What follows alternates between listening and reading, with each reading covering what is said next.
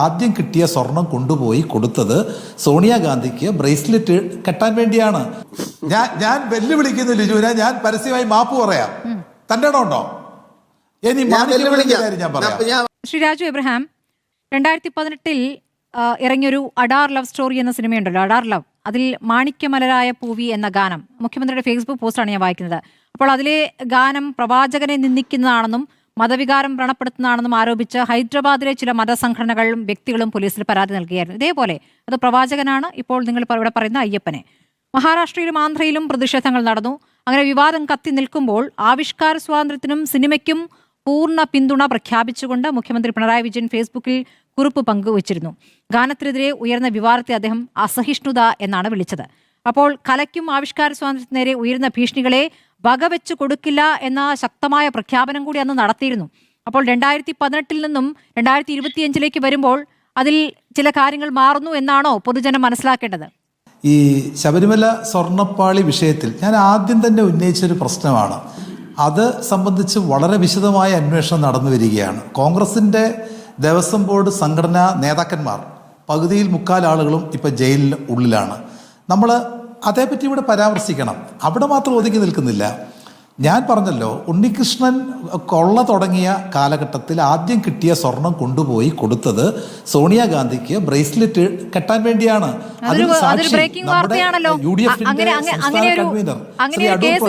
ഇത് അങ്ങ് പറയുന്നത് എന്ത് തെളിവിന്റെ അടിസ്ഥാനത്തിലാണ് കട്ടതിൽ നിന്ന് എടുത്ത സ്വർണം എടുത്ത് ആദ്യത്തെ ഒരു ഭാഗം എടുത്ത് ബ്രേസ്ലെറ്റ് കെട്ടിക്കൊടുത്തു എന്ന് പറയുന്നത്? അത് വലിയൊരു ആരോപണമാണ്, ബ്രേക്കിംഗ് വാർത്തയാണ്. എന്തായാലും ഉണ്ണികൃഷ്ണൻ പോറ്റി നമ്മുടെ മുമ്പിൽ ഒരു സ്വർണ്ണ കള്ളനാണ്. അത് സ്മൃതി സമ്മതിക്കാമല്ലോ. പക്ഷെ കൊള്ള നടത്തിയ കാലം കൃത്യമായി നമുക്ക് നമ്മുടെ മുന്നിലുണ്ടല്ലോ.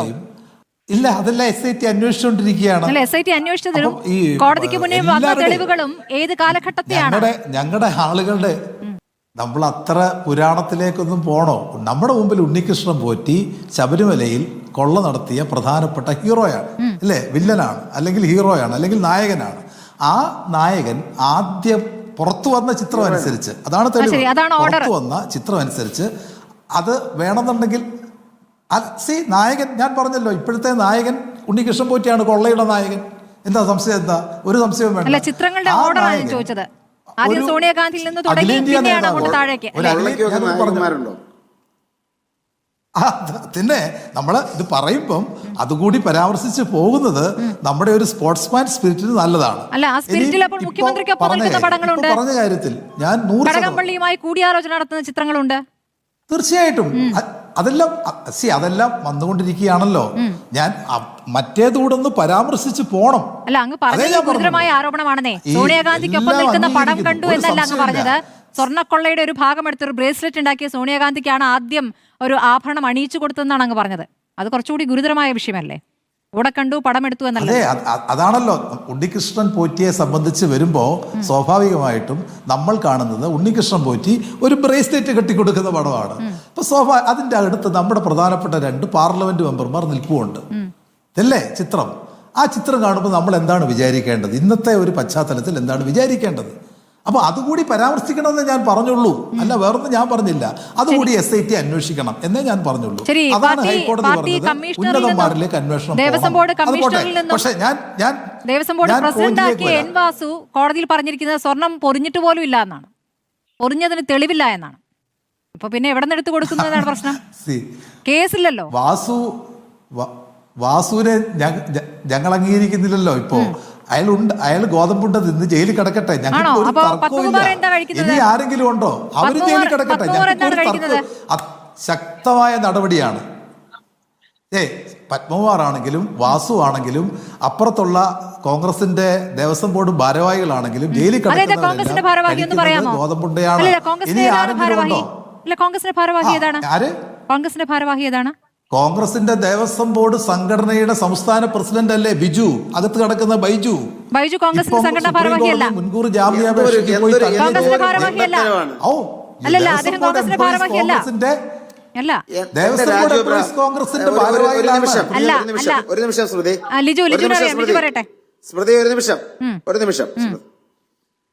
എന്റെ രാജു എബ്രഹാമേ, നിങ്ങൾ ഒരു CPM ജില്ലാ സെക്രട്ടറിയെ പ്രത്യേകിച്ച് ശബരിമലയിലെ കാര്യം ഒരു അടിസ്ഥാന വിവരമെങ്കിലും അറിയണ്ടേ? കോൺഗ്രസിന്റെ ദേവസ്വം എംപ്ലോയീസിന്റെ സംസ്ഥാന പ്രസിഡന്റ് ബി ബൈജു എന്ന് പറയുന്നത് ഞങ്ങളുടെ നാട്ടുകാരൻ, ആലപ്പുഴ INTUC ജില്ലാ പ്രസിഡന്റാണ്. അതല്ല KS ബൈജു, അത് നിങ്ങളുടെ ബൈജു. മനസ്സിലായോ? KS ബൈജു എന്ന് പറയുന്നത് CPM അനുകൂല സംഘടനയുടെ ഭാരവാഹി. മുരാരി ബാബു CPM അനുകൂല. അതുകൊണ്ട് വെറുതെ ആവശ്യമില്ലാത്ത ഈ കള്ളം പറഞ്ഞ ഒരു നിമിഷം പറയട്ടെ, ഞാൻ പൂർത്തീകരിക്കട്ടെ. എല്ലാ മാധ്യമങ്ങളിലും നിങ്ങൾ അങ്ങൊരു പാർട്ടിയുടെ ജില്ലാ സെക്രട്ടറി പറയുകയാണ്. സ്മൃതി, ഞാൻ പറയട്ടെ. അതുകൊണ്ട് ഈ വസ്തുതാവിരുദ്ധമായ കാര്യം പറഞ്ഞ് അല്ല ലിജു, എന്റെ സമയമാണ്, അത് കഴിഞ്ഞ് പറഞ്ഞു. ശ്രീ രാജു എബ്രഹാം അംഗീകരിക്കേണ്ടി വരും. ലിജു അത് പൂർത്തിയാക്കട്ടെ. അങ്ങേക്ക് തെറ്റുപറ്റിപ്പോയി ശ്രീ രാജു എബ്രഹാം. ശരി, കഴിഞ്ഞല്ലോ. എനിക്ക് പറയാമല്ലോ. സംഘടനയുടെ പ്രസിഡന്റ് ബൈജു ആണ്. അദ്ദേഹം ആലപ്പുഴക്കാരനാണ്. നിങ്ങൾ ഉദ്ദേശിക്കുന്ന ആളല്ല. അപ്പൊ അതുകൊണ്ട് വെറുതെ അടിസ്ഥാനപരമായ കാര്യങ്ങൾ മനസ്സിലാക്കാതെ പറഞ്ഞ് ഡിഫമേഷൻ കേസിൽ പ്രതിയാകരുത്. അവരുകൊണ്ട് കേസ് കൊടുക്കും. വീട്ടിൽ സമാധാനപരമായി റിട്ടയർ ചെയ്ത് വീട്ടിലിരിക്കുന്ന ആളുകളെ നുണകളൊക്കെ പറഞ്ഞാൽ പ്രതിയാവും. വെറുതെ എന്തിനാണ് ഇങ്ങനെയൊക്കെ പറയുന്നത്? CPM പ്രതിനിധികളാണ് അതുകൊണ്ടാണ് ഇതിൽ ക്ലാരിറ്റി വരുത്തിയത്. ശ്രീ രാജു എബ്രഹാം, അങ്ങേക്ക് പറയാം, അങ്ങ് മാണിക്യമലരായ പൂവിൽ നിന്നും വിട്ടുപോകരുത്. അതുകൂടി പറഞ്ഞിട്ടേ അവസാനിപ്പിക്കാം. അല്ല, അത് ഞാൻ പറയാം. ഇതിന്റെ മറുപടിയുടെ ഞാൻ പറഞ്ഞിട്ട് ഞാൻ പറയാം. നമ്മുടെ മാധ്യമങ്ങളിൽ, പല മാധ്യമങ്ങളിലും ഇവർ ദേവസ്വം എംപ്ലോയീസ് കോൺഗ്രസിന്റെ ഭാരവാഹികളാണെന്ന് പലവട്ടം വന്നിട്ടുണ്ട്. ഒരാൾ നിഷേധിച്ചിട്ടില്ല.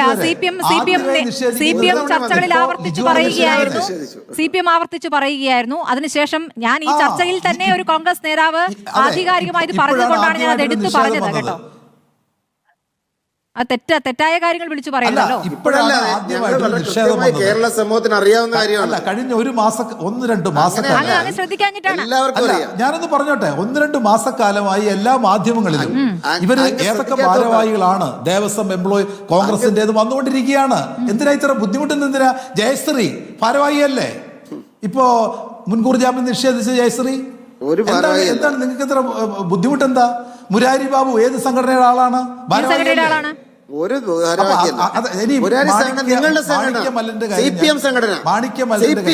പറയാം. സ്മൃതി, അപ്പൊ ആ കേസ് വിട്ടു. തെറ്റ് ലിജു. ഞാൻ വെല്ലുവിളിക്കുന്നു ലിജുവിനെ. ഞാൻ പരസ്യമായി മാപ്പ് പറയാം. തന്റെ ഉണ്ടോ? സ്വാതന്ത്ര്യത്തെ പറ്റിയും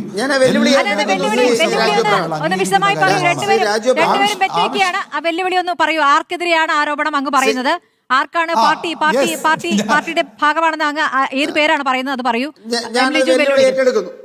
ഞാൻ അങ്ങ് വെല്ലുവിളി ഏറ്റെടുക്കും. നിങ്ങൾ പേര് പറഞ്ഞു. ഞാൻ വെല്ലുവിളി ഏറ്റെടുക്കുന്നു. പേര് പറഞ്ഞു. ഒന്ന് അങ്ങ് പറഞ്ഞത് ബൈജു എന്ന് പറഞ്ഞത് നിങ്ങൾ ഉദ്ദേശിക്കുന്ന ഞാൻ അങ്ങോട്ട് പറഞ്ഞുതരാം. ലിജു പറഞ്ഞോളൂ. ലിജു പറയൂ. അതായത് ഞാൻ വെല്ലുവിളി അങ്ങോട്ട് പറഞ്ഞ് ഞാൻ അങ്ങോട്ടൂടെ അങ്ങ് വെല്ലുവിളിക്കുകയാണ്. അങ്ങ് ആദ്യം പറഞ്ഞു ദേവസ്വം എംപ്ലോയീസ് കോൺഗ്രസിന്റെ സംസ്ഥാന പ്രസിഡന്റ് ആയിരുന്ന ബൈജു ആണ് ജയിലിൽ കിടക്കുന്നത്. തെറ്റാണ്. KS ബൈജു നിങ്ങളുടെ യൂണിയൻ അംഗമാണ്. 2, മുരാരി ബാബു എന്ന് പറയുന്ന ആള് നിങ്ങളുടെ CPM ദേവസ്വം ബോർഡ് യൂണിയന്റെ അംഗമാണ്. കോൺഗ്രസ് ദേവസ്വം ബോർഡ് യൂണിയന്റെ അംഗമല്ല. ഞാൻ വെല്ലുവിളിക്കുന്നു. അങ്ങ് പറഞ്ഞു അങ്ങ് രാഷ്ട്രീയ പ്രവർത്തനം അവസാനിപ്പിക്കുന്നു. ഞാൻ പറഞ്ഞ ഈ 2 പോയിന്റ് അങ്ങ് എഴുതി വെച്ചോ, എന്നിട്ട് അങ്ങ് പ്രൂവ് ചെയ്തോ. ഞാൻ അതിനാവശ്യമായ തെളിവുകൾ മുരാരി ബാബു നിങ്ങളുടെ യൂണിയന്റെ അംഗമാണെന്ന് ഉൾപ്പെടെ ജയശ്രീ എന്ന് പറയുന്ന ഒരു ഭാരവാഹി ദേവസ്വം എംപ്ലോയീസ് കോൺഗ്രസ് ഇല്ല. ദേവസ്വം കോൺഗ്രസിനെ ഞാൻ ഇതുമായി ബന്ധപ്പെട്ട ഭാരവാഹിയോട് അങ്ങനെ ഒരു ഭാരവാഹി ഞങ്ങൾക്കില്ല. ഞങ്ങൾക്ക് അങ്ങനെ ഒരു ഭാരവാഹി ഇല്ല.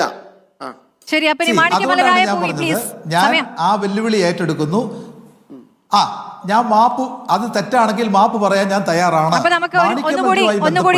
ഇവിടെ ചർച്ച ചെയ്ത ആദ്യം പറഞ്ഞ് ബൈജു മുതൽ തുടങ്ങണം. 3 പേരെ പറ്റി നമുക്ക് എത്ര ഡിഫമേറ്ററി ചർച്ച നടത്താം. സംസ്ഥാന പ്രസിഡന്റിനെ കുറിച്ചാണ് അങ്ങ് പറഞ്ഞത്. ദേവസ്വം എംപ്ലോയീസിന്റെ സംസ്ഥാന പ്രസിഡന്റ് ആയിരുന്ന ബൈജുവിനെ കുറിച്ചാണ്, ജയിലിൽ കിടക്കുന്ന ഒരു ബൈജു, ഈ ബൈജുവിനെ കുറിച്ചാണ് അങ്ങ് പറഞ്ഞത്. എന്തിനാ ലിജു ഇത്ര വേവലാതി സംസാരിക്കുക? അങ്ങ് പറഞ്ഞു. ഞാൻ ലിജു എന്തിനാ? നമ്മൾ കഴിഞ്ഞല്ലോ, നമ്മുടെ അധ്യായം ക്ലോസ് ചെയ്തു.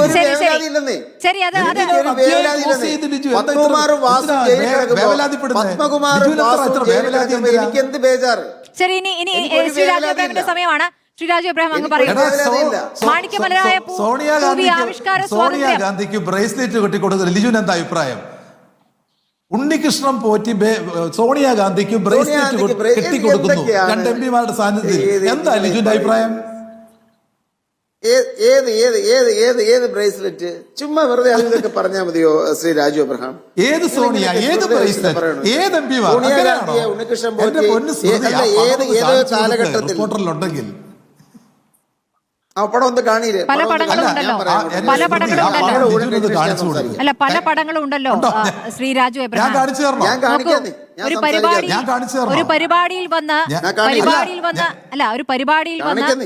പരിപാടിയിൽ വന്ന് പൂ കൊടുക്കുകയോ അല്ലെങ്കിൽ കയ്യിൽ എന്തെങ്കിലും കെട്ടിക്കൊടുക്കുകയോ ചെയ്യുന്ന അത് ഒരു അഴിമതിക്ക് കൂട്ടുനിൽക്കലാണ് എന്ന് അങ്ങേക്ക് പറയാൻ പറ്റുമോ? അങ്ങനെയാണെങ്കിൽ പ്രധാനപ്പെട്ട CPM നേതാക്കൾക്കൊപ്പം ഈ പറയുന്ന പോറ്റിയുടെ ചിത്രങ്ങൾ ഇഷ്ടം പോലെ വന്നിട്ടുണ്ട്. അല്ല, ചിത്രമൊക്കെ വന്നതാണ്. അങ്ങനെ ചിത്രം തപ്പണ്ട, ആ ചിത്രമൊക്കെ വന്നു കഴിഞ്ഞതാണ്. അങ്ങ് ദയവ് ചെയ്ത് മാണിക്യമലരായ പൂവി ആവിഷ്കാര സ്വാതന്ത്ര്യത്തിലേക്ക് വരണം. ഞാൻ ആവിഷ്കാര സ്വാതന്ത്ര്യത്തെ പൂർണ്ണമായി ഞങ്ങൾ അംഗീകരിക്കുന്നവരാണ്. ഞങ്ങൾ അഭിപ്രായ സ്വാതന്ത്ര്യത്തെ അംഗീകരിക്കുന്നവരാണ്. ഇവിടെ ചർച്ച ചെയ്ത കോൺഗ്രസിന്റെ പ്രിയപ്പെട്ട അഭിഭാഷകൻ അദ്ദേഹം പറഞ്ഞതിനോട് നമുക്ക് യാതൊരു വിയോജിപ്പും ആ കാര്യത്തിൽ മാത്രമില്ല, മറ്റു പല കാര്യങ്ങളിൽ വിയോജിപ്പുണ്ട്. പക്ഷേ ഇവിടുത്തെ പ്രശ്നം എന്താ? വിവിധ ഹൈന്ദവ സംഘടനകൾ, ഞങ്ങളല്ല പരാതി കൊടുത്തിരിക്കുന്നത്, CPM അല്ല. ഇവിടെ തെറ്റിദ്ധരിച്ച് ചില അഭിപ്രായങ്ങൾ വരുന്നു. അതുകൊണ്ടാണ് ഞാൻ പറഞ്ഞത് ഞങ്ങൾ പരാതി കൊടുത്തിട്ടില്ല. ഇവിടെ പരാതി കൊടുത്തിരിക്കുന്നത് ചില ഹൈന്ദവ സംഘടനകളാണ്. ആ സംഘടനകൾ പ്രധാനമായും ചൂണ്ടിക്കാണിക്കുന്ന വിഷയം അയ്യപ്പനെ ഇവിടെ തെരഞ്ഞെടുപ്പ് ഗാനത്തിൽ ഉപയോഗിച്ചു. അത് തെറ്റാണ്. ഞാനാണ് പറഞ്ഞത്. യേശുക്രിസ്തുവിനെ ഉപയോഗിച്ചാലും മുഹമ്മദ് നബിയെ ഉപയോഗിച്ചാലും അയ്യപ്പനെ ഉപയോഗിച്ചാലും അത് തെരഞ്ഞെടുപ്പിന് ഉപയോഗിക്കാൻ പാടില്ല എന്ന് തെരഞ്ഞെടുപ്പ് കമ്മീഷൻ വളരെ വ്യക്തമായി നിയമത്തിലൂടെ അനുശാസിക്കുന്ന കാര്യമാണ്. അതിൻ്റെ പേരിൽ തെരഞ്ഞെടുക്കപ്പെട്ട ആളുകളുടെ അവർ വിജയികളല്ലാതായി മാറിയിട്ടുണ്ട്. 6 വർഷം അവർ അയോഗ്യരായിട്ടുണ്ട്. ഇത് തെരഞ്ഞെടുപ്പ് പെരുമാറ്റച്ചട്ടത്തിൻ്റെ ലംഘനമാണ്. ആ തെരഞ്ഞെടുപ്പ് പെരുമാറ്റച്ചട്ടത്തിൻ്റെ ലംഘനമായതുകൊണ്ടാണ് ഇത് പ്രധാനമായിട്ടും മറ്റൊരു വിവാദത്തിലേക്ക് ഇപ്പോൾ കടന്നിരിക്കുന്നത്. അപ്പം കോടാനുകോടി ആളുകൾ വളരെ ഭക്തിയോടെ, ഞാൻ 25 വർഷം ശബരിമലയുടെ MLA ആയിരുന്നു. അവിടെ വരുന്ന ആളുകൾ വികാരപരമായി അവരുടെ ഭക്തി നേരിട്ട് കണ്ട് അനേക സന്ദർഭങ്ങളിൽ ഞാൻ പത്രലേഖകനായിരുന്നപ്പോൾ 10 വർഷത്തോളം ഞാൻ ശബരിമല റിപ്പോർട്ട് ചെയ്ത ആളാണ്. അപ്പം അവിടെ വരുന്ന ആ ഭക്തിയും ആ വികാരവും തീർച്ചയായിട്ടും അത് പറഞ്ഞാൽ മനസ്സിലാവുന്ന എനിക്ക് സ്വർണ്ണക്കൊള്ളയിലാണോ അതോ പാരഡി ഗാനത്തിലാണോ? അങ്ങ് അതിന്റെ ഒരു തീവ്രത അളക്കാമോ? എല്ലാത്തിലും തീവ്രതയാണല്ലോ അളക്കുന്നത്. അതെ, സ്വർണ്ണക്കൊള്ള അകത്താണല്ലോ മുഴുവൻ ആളുകളും. ഇനി അകത്ത് പോകാൻ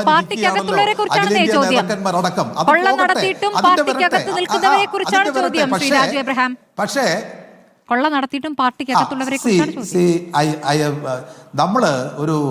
നമ്മൾ സ്മൃതി അങ്ങനെ പറയരുത്. കാരണം നമ്മളൊരു തെരഞ്ഞെടുപ്പ്, നമുക്കറിയാം മുഹമ്മദ് നബിയെ സംബന്ധിച്ച് ഒരു ചിത്രം കാർട്ടൂൺ വന്നപ്പോൾ ലോകത്ത് നടന്ന കാര്യങ്ങൾ എന്തൊക്കെയാണെന്ന് നമുക്കറിയാം. അപ്പൊ നമ്മൾ അങ്ങനെ ഒരു മതത്തെ ഉപയോഗിക്കരുത്.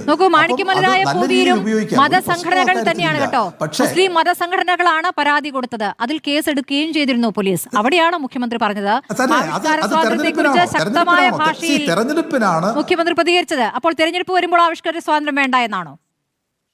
അപ്പൊ പെട്ടെന്ന് വ്രണപ്പെടും, അതിനു മുമ്പ് വ്രണപ്പെടില്ല, അങ്ങനെയൊക്കെ ഉണ്ടോ? പ്രത്യേക കാലഘട്ടമുണ്ടോ വ്രണപ്പെടുന്നതിന്? അത് തെരഞ്ഞെടുപ്പ് ചട്ടലംഘനമാണ്. അല്ല, ചട്ടലംഘനം ഇപ്പൊ പറയുന്നത് കാലഘട്ടത്തിൽ മതത്തെ ഉപയോഗിച്ചാൽ അത് തെരഞ്ഞെടുപ്പ് ചട്ടലംഘനമാണ്. മതത്തെ ഉപയോഗിക്കുന്നു എന്നാണോ പറയുന്നത്? ചട്ടലംഘനമാണ് സ്മൃതി. ക്ഷേത്രം കേന്ദ്രീകരിച്ചുള്ള വലിയൊരു കൊള്ള ഒരു പ്രത്യേക ഭരണകാലത്ത് നടന്നുവെങ്കിൽ അത് ഈ തെരഞ്ഞെടുപ്പിൽ മിണ്ടിക്കൂടാ എന്നാണോ അങ്ങ് പറയുന്നത്? തീർച്ചയായിട്ടും മിണ്ടണം, പറയണം, സംസാരിക്കണം, ഒരു സംശയവുമില്ല.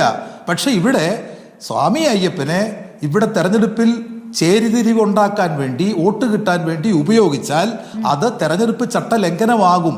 അതാണ് പ്രശ്നം. ഞങ്ങളല്ലല്ലോ പരാതി ഉന്നയിച്ചേ. അനേക വർഷക്കാലമായി പരാതി അവിടെ നിൽക്കുന്നു. ഞാൻ ചോദിക്കുന്നത് DGPക്ക് പരാതി പോകേണ്ട ഒരു വലിയ കേസാണോ? പരാതി സാധാരണകൾ വരുമായിരിക്കും. ഈ പറയത്തിൽ വ്രണപ്പെട്ട ആരെങ്കിലും ഒക്കെ പരാതി കൊടുക്കട്ടെ.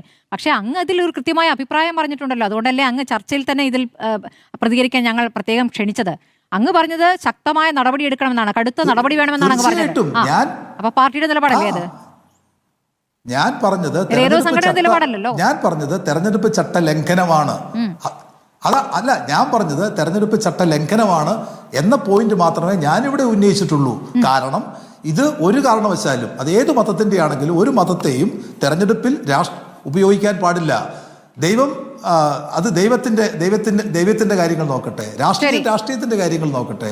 ദൈവത്തെ രാഷ്ട്രീയത്തിലേക്ക് ഉപയോഗിച്ചാൽ സ്വാഭാവികമായിട്ടും ഇവിടെ ഉണ്ടാവുന്നത് ഈ രാഷ്ട്രീയ അല്ലെങ്കിൽ തെരഞ്ഞെടുപ്പുകളിൽ മതങ്ങളെ ദുരുപയോഗം ചെയ്യുന്ന നടപടിയിലേക്ക് കാര്യങ്ങൾ പോകുമെന്ന് എത്രയോ അനുഭവങ്ങൾ നമ്മുടെ രാജ്യത്തുണ്ട്.